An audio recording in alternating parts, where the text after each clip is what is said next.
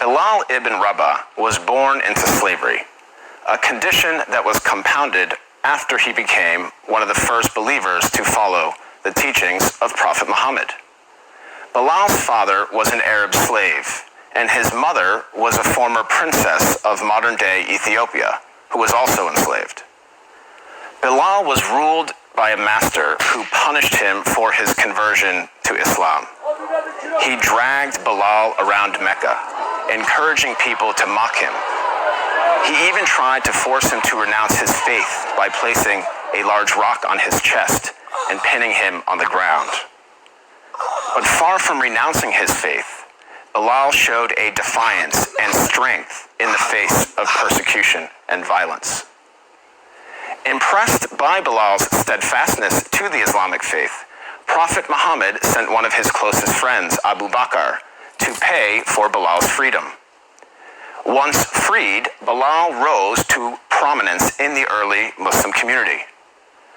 Prophet Muhammad appointed him to serve the mosque by using his melodious voice to call the believers to prayer.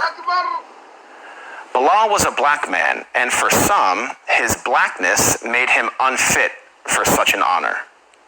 On one occasion, a companion of the Prophet, a man named Abu Dhar, disparagingly said to Bilal, "You son of a black woman." This drew a swift rebuke from Prophet Muhammad. "Are you taunting him about his black mother?" asked the Prophet. "There is still some influence of ignorance in you." The ignorance the Prophet identified was rooted in the misguided view that a person's race reflects his or her moral character or social status. In fact, the Prophet's message of racial equality stood in stark contrast to the prevalent racial animosities of 7th century Arabia. Scholars refer to the period prior to the advent of Islam as Jahiliyyah, a time of ignorance, which included racism.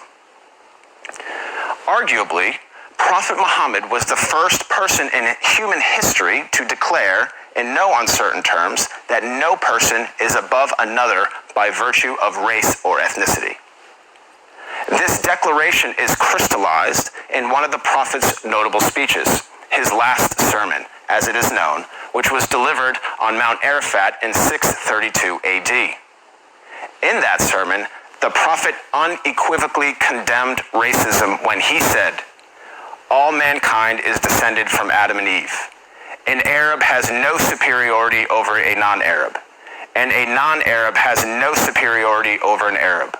A white person has no superiority over a black person, nor a black person has any superiority over a white person, except by piety and good action." Ever since then, Prophet Muhammad's teachings on racial equality have inspired human beings to strive for racial equality and justice for all. Consider the life of Al-Hajj Malik al-Shabazz, more commonly known as Malcolm X, the black Muslim civil rights leader who battled racism in the 1950s and 1960s.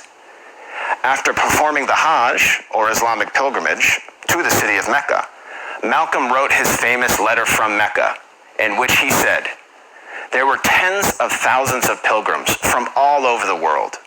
They were of all colors, from blue-eyed blondes to black-skinned Africans. But we were all participating in the same ritual, displaying a spirit of unity and brotherhood that my experiences in America had led me to believe never could exist between the white and the non-white."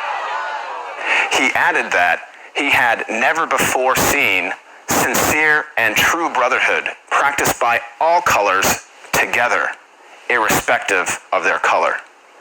The Hajj for Malcolm represented a shift away from racism and towards racial equality. The teachings of Prophet Muhammad encouraged all people to strive towards anti-racism, which is quite different than simply non-racism. While non-racists do not openly express prejudiced views, they also do not work to dismantle racism in any given society. The Prophet of Islam actively challenged and dismantled the covert, the overt, and the systematic racism around him. He identified racism as a symptom and identified its root cause as arrogance in the human heart.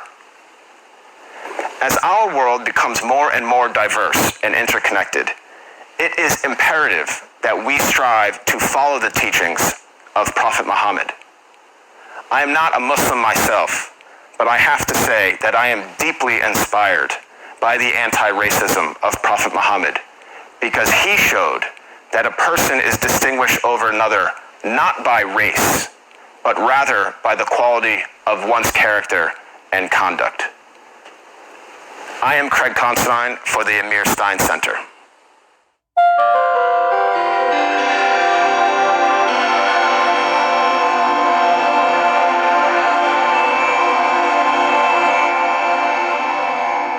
This video was produced in collaboration with Alliance of Virtue.